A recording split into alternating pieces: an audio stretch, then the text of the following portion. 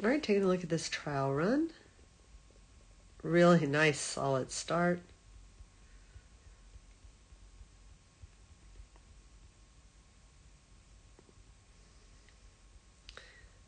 Great rear cross here.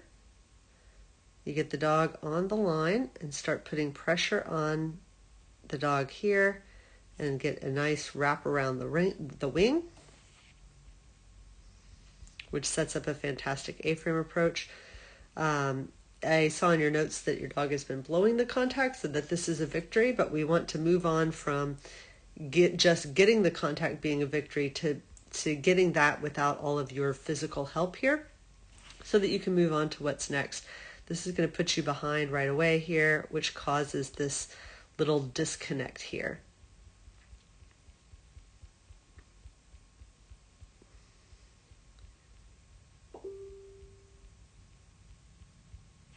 Okay, and then here, okay, I'm zoomed out as much as I can. But when we look at this moment when your dog is taking this jump, you are definitely not giving your dog the information they need to come over to this jump here. So your dog is really jumping into you with no indication of where to go and is going to check out here because he's confused. And so what can we do different here? Well, let me see what comes after the red first. Okay, the teeter. So ideally, if you're going to do this rear cross, it should actually come between the tunnel and this jump, because the rear cross in general should create a turn after the cross. So you cross and that creates the turn. Here, you have no good way of turning your dog here, and then the rear cross is going to create the turn to the teeter, but you have no good way to turn your dog in this direction.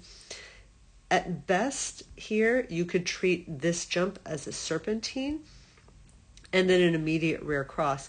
But in that case, you really need to be turning your shoulders into your dog, looking at your dog through the uprights, and really putting pressure in this direction before your dog takes off to help them with it. But I think that the real answer here is you want to get out ahead of these weave poles.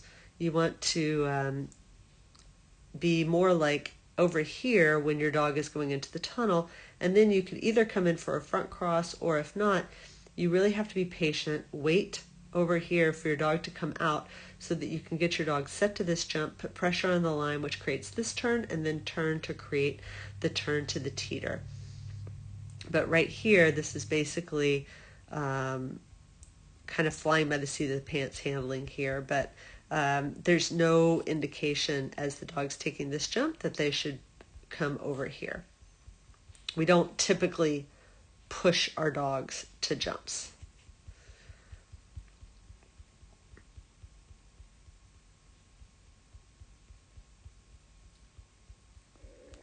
Nice job there on the dog walk. Again, now we want to progress from getting the yellow with lots of physical help to getting the yellow without all of that physical help.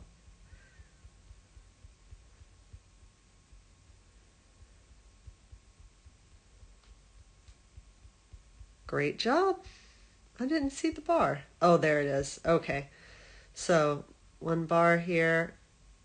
Looks like he just barely clips it with his rear feet there. I don't see anything in particular that you're doing there. It could be a little bit of pressure from the wall, but mostly I think it's just a bar. Your dog is slicing it a little bit more and just doesn't quite have the clearance to get those rear feet over it.